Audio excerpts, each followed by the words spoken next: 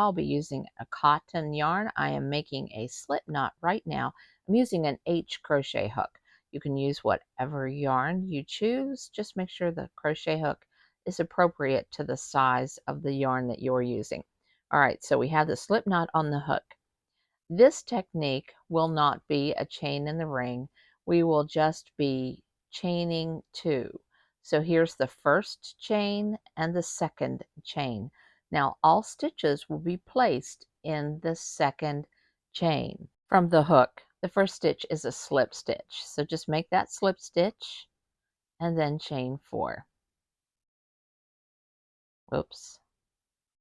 2, 3, 4. Now make a treble, and a treble is yarn over twice. Insert your hook into the stitch and pull up a loop. You have 4 on the hook, yarn over, pull through 2, yarn over, pull through 2, yarn over, pull through 2. Now we have this yarn tail, and we can make this yarn tail work for us. So we want to bring that yarn tail toward the hand that has the hook in it, and we're going to crochet over the yarn tail. We'll be able to use it to tighten down the hole. Now this next stitch is a half double crochet, and a half double crochet is yarn over, insert hook into the stitch, pull up a loop, and then pull the hook through, and then yarn over and pull through all 3. Now let's execute another treble. Pull through 2, pull through 2. Now we'll chain 4 and slip stitch back into that ring. And remember, you're crocheting over top of that yarn tail. Now you've just made your first leaf. That's the first leaf. I know it doesn't look like much. With cotton yarn, it doesn't condense real well. Acrylic, you might see a little bit more shaping at this point. Now here's the second leaf. Chain 4, treble, pull through 2, pull through 2, pull through 2, and a half double crochet. Yarn over, insert hook, pull up a loop, and pull through all 3. Yarn over, pull through all 3. Now another treble. Whoops, that just didn't set well. All right, pull through 2, pull through 2, yarn over, pull through 2. Now chain 4. You're getting quite a large hole, but if you crochet over that yarn tail, you can close that up. All right, so chain 4 and a slip stitch.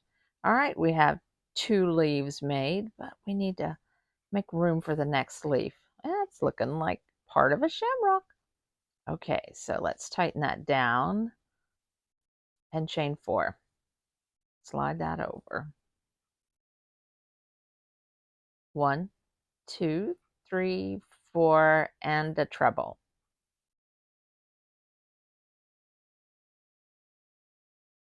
All right, next is a half double crochet.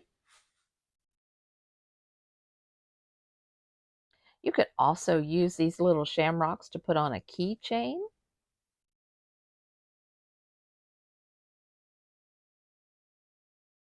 Half double crochet, treble,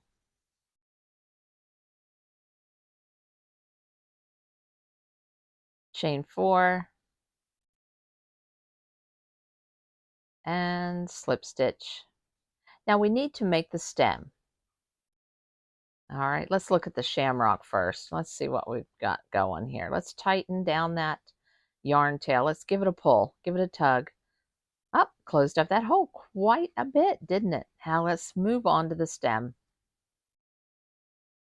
That's the yarn tail. Get that out of the way. And this is my working yarn. All right, chain 4. 1, nope, chain 5. Chain 5. 1, 2, 3, 4, 5. There's 5 chains there. So we're going to slip stitch in the second chain from the hook.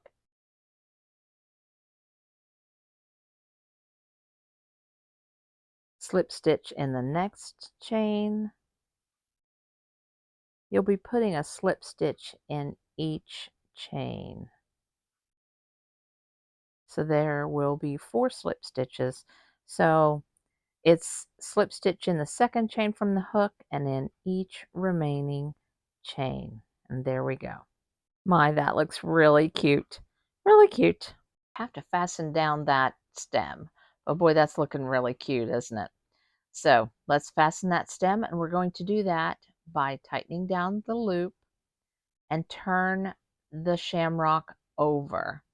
I don't like the way that stem is, so turn it over, and in the back, right there at the base, there is this little loop right there. Just work your hook in and slip stitch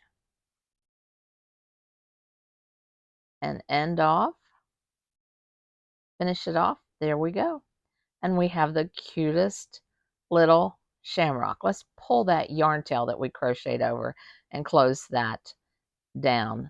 Now, I work the ends in by, oh, that looks so much better.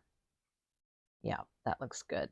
All right, now I work those ends in by tying those two yarn tails into a surgeon's knot and then weaving them into the back of that shamrock.